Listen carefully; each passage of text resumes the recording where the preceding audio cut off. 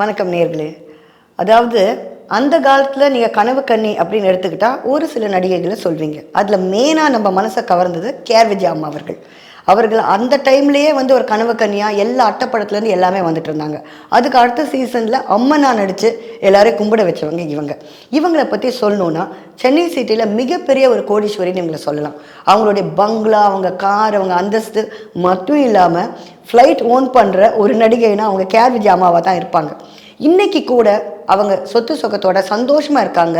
அப்படின்ற காரணம் என்ன நீங்கள் கேட்டிங்கன்னா, அந்த காலத்தில் அவங்க பண்ண வைஸ் இன்வெஸ்ட்மெண்ட் என்னன்னாக்கா, இந்த காலத்தில் நம்ம பார்க்கக்கூடியது பார்த்தாக்கா கோடிக்கணக்கில் போகிற லேண்டுகளை அந்த காலத்தில் ஆயிரம் ரூபாய் கொடுத்தே அவங்க வாங்கி வச்சுட்டாங்க. ஈசிஆரில் பார்த்தா பல ஏக்கர் நிலம் இவங்களுக்கு இருக்குது. டி நகர் பார்த்தா பாதிக்கு மேலே இவங்க சொத்து. அதே மாதிரி ஒவ்வொரு இடத்துல நீங்கள் பார்த்தீங்கன்னா கோடம்பாக்கத்தில் அவங்களுக்கு இல்லாத ப்ராப்பர்ட்டி கிடையாது. அதே ஏஜ்லேயே அவருக்கு தெரிஞ்சு போச்சு, நம்ம ரொம்ப நாளைக்கு கதாநாயகியாக நடிக்க மாட்டோம். நடிகைனா ஸ்பேன் முடிஞ்சிடும். அதுக்குள்ளே நம்ம இன்வெஸ்ட்மெண்ட் பண்ணணும்னா பெஸ்ட் ரியல் எஸ்டேட் தான். ரியல் எஸ்டேட்டில் நீங்கள் நிலம் கீழம் வீடு தோட்டம் துறவு வாங்கி போட்டிங்கன்னா அது கடைசி வரைக்கும் உங்களுக்கு நிற்கும். இது அவங்க நமக்கு காட்டின ஒரு வழி. கேஆர் விஜயா அம்மாவுடைய பர்சனல் லைஃப் எடுத்துக்கிட்டா, இவங்க கூட பிறந்தாங்க 2-3 சகோதரிகள்.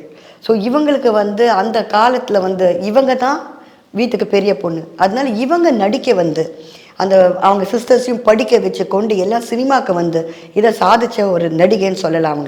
அவங்களுக்கு கஷ்ட நஷ்டம் தெரியுங்க. ஏன்னா பெரிய இடத்துல இன்றைக்கி வந்தவங்க நிறைய பேருக்கு எப்படி பணத்தை சேவ் பண்ணும், எப்படி இன்வெஸ்ட் பண்ணணும்னு ஒன்றுமே தெரியாது. ஆனால் அவங்க கஷ்டப்பட்ட ஒரு ஃபேமிலியில் வந்தனால இவங்க அதை அப்போவே பிளான் பண்ணியிருக்காங்க. இவங்க செட்டில் ஆனது மட்டும் இல்லாமல் இவங்க சொன்ன வச்சலா அம்மா, கேஆர் சாவித்திரி அம்மா, இவங்க சிஸ்டர்ஸ், இவங்க நல்ல கான்வென்ட்டில் எஜுகேஷனில் படிக்க வச்சு நல்லபடியாக அவங்களுக்கும் நிலம் நீச்சி எல்லாம் வாங்கி கொடுத்து இவங்க செட்டில் பண்ணியிருக்காங்க. அந்த காலத்தில் இவங்க செஞ்ச ஒரு இன்வெஸ்ட்மெண்ட் இது மட்டும் இல்லை. அந்த காலத்தில் நீங்கள் பார்த்தீங்கன்னா இவங்க காம்பினேஷன் முக்கால்வாசி சிவாஜி கணேசன் அங்கிளும் இவங்க சேர்ந்து நடித்த படம் எல்லாமே சூப்பர் டூப்பர் சக்ஸஸ், எல்லாம் பாக்ஸ் ஆஃபீஸ்ன்னு சொல்லலாம்.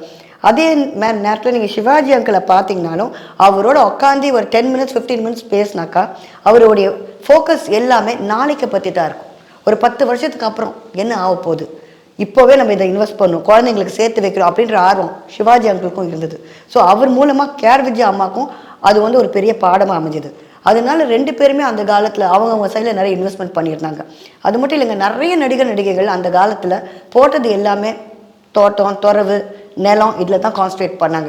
இன்றைக்கி அந்த ஒவ்வொரு நிலமும் நீங்கள் பார்த்தீங்கன்னா கோடிக்கணக்கில் வேலை போகுது, மில்லியன்ஸில் வேலை போகுது.